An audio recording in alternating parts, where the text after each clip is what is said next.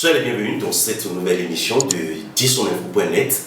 Aujourd'hui, nous allons parler d'élaboration du planning. Oui, vous pouvez déjà le voir, nous sommes dimanche aujourd'hui. Certainement, vous êtes en train de regarder cette émission le lundi. Et comme on a l'habitude de le faire, on sort des vidéos le lundi et les mercredis. Alors, pour le compte d'aujourd'hui, nous allons parler d'élaboration du planning. D'ailleurs, c'est ce que moi je suis en train de faire aujourd'hui. Je me dis pourquoi ne pas en faire une émission en ce sens pour en parler, comment élaborer un planning. Si vous êtes prêts, alors asseyez-vous très bien et soyez les bienvenus encore une fois dans cette émission juste après le générique. On se retrouve.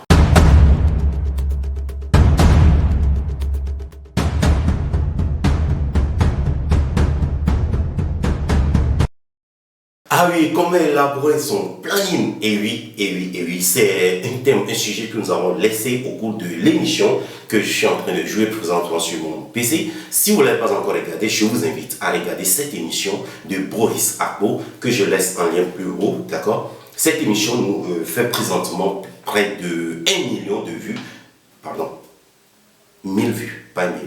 Fait présentement 1000 vues sur notre chaîne Elia Mathieu. Donc, je vous invite à regarder de nouveau cette émission-là. Au cours de cette émission, nous allons parler du circuit de travail dans la délégation médicale. Comment ça se fait? C'est sur ce que nous avons parlé, fleuré un tout petit peu de comment faire son planning, élaborer son planning. Alors, sur ce, aujourd'hui, nous allons parler de cela. Alors, pour développer ce thème, nous allons commencer premièrement par définir ce que c'est que le planning. Oui, le planning, c'est quoi le planning? Le planning même, c'est un plan d'action bien élaboré, bien défini par soi-même. C'est nous-mêmes qui élaborons notre plan d'action. Alors, le plan d'action, lorsque nous l'élaborons pour être notre planning, nous devons prendre encore 3 éléments. Les 3 éléments, il s'agit premièrement de la personne avec qui nous définissons notre planning. C'est-à-dire, lorsque tu es en train de définir ton planning, tu mets en tête celui que tu veux voir. D'où l'expression notre ciblage, ou soit le cible en particulier. Nous devons l'avoir en tête. C'est ça qui va définir les 2 autres parties. Il s'agit les 2 autres facteurs. Il s'agit premièrement de la chronologie, d'accord? Quel temps je peux le voir? Quelle période il est libre? Quand je peux le voir? Voilà, deuxième chose. Et la troisième chose, c'est notre objectif. Voilà. Donc, ces 3 facteurs doivent rester toujours en tête pour nous lorsque nous élaborons notre planning pour que ce soit un bon planning. C'est-à-dire, premièrement, notre plan d'action que nous sommes en train d'élaborer là, le planning là, doit comporter ces 3 éléments-là. La personne chez qui nous irons, c'est-à-dire notre ciblage ou bien notre cible en particulier, la périodicité ou bien la chronologie, le temps qu'il est dispo pour le voir, et tertio, nous devons définir aussi notre objectif. C'est ça qui va nous guider. Mais avant d'y arriver, quels sont les types de planning que nous pouvons élaborer? Voilà, les types de planning aussi sont vraiment très importants à connaître. C'est-à-dire, premièrement, nous pouvons avoir aujourd'hui 4 types de planning. Nous avons le planning journalier,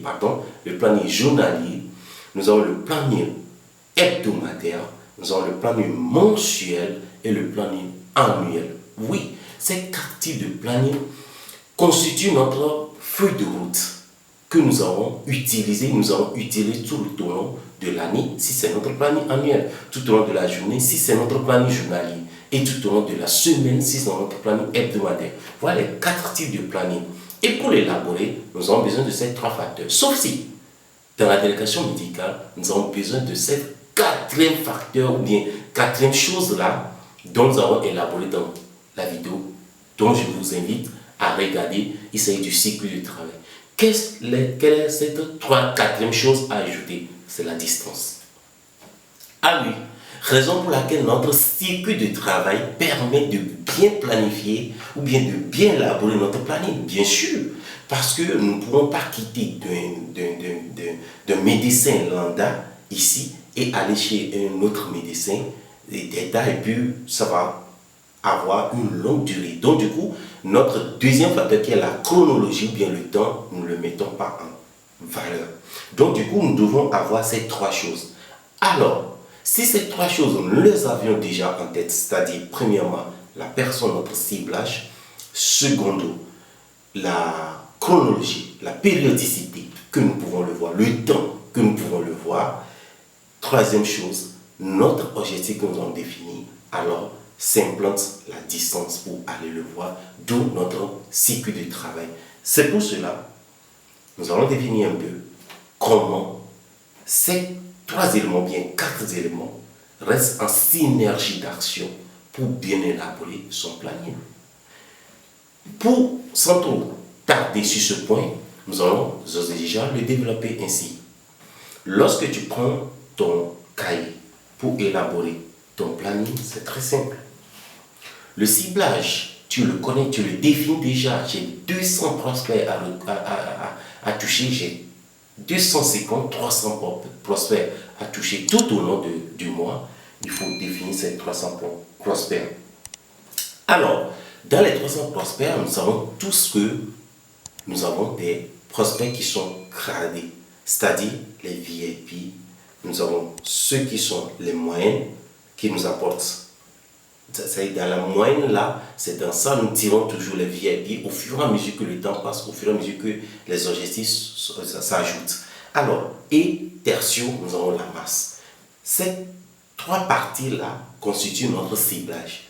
Et sûrement, c'est dans ces trois parties que le total nous fait aujourd'hui 200, 100, 150. Ça dépend de l'objectif de chaque laboratoire et de chaque agence. Alors, si ces trois prospects sont en tête, nous allons maintenant les classer. Donc, les VIP. Pour les VIP, nous revenons en même temps sur la périodicité.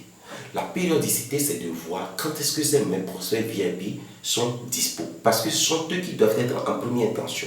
Surtout, nous sommes en début du mois. Les prospects VIP doivent être dans notre planning du début du mois. Ça, c'est obligatoire. Et maintenant, la périodicité va nous aider à voir à quelle fréquence nous irons chez eux.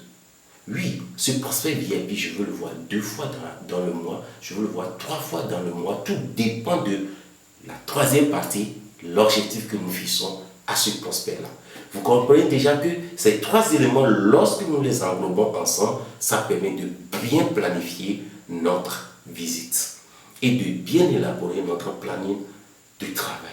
Sur ce, je vous dis toujours d'avoir ces trois éléments en tête lorsque nous élaborons notre planning. D'où le ciblage en premier lieu. Le ciblage va nous aider à bien dégager les trois personnes, c'est-à-dire les VIP, les moyens et puis la masse. Maintenant, de voir en fonction des VIP, des moyens, de la masse également, quelle est leur périodicité, quelle est leur disponibilité, à quelle heure je peux passer chez eux. Ça me permet de faire la deuxième partie qui est la périodicité. Et la périodicité là va m'aider maintenant à élaborer la fréquence à laquelle je vais venir chez ces prospects.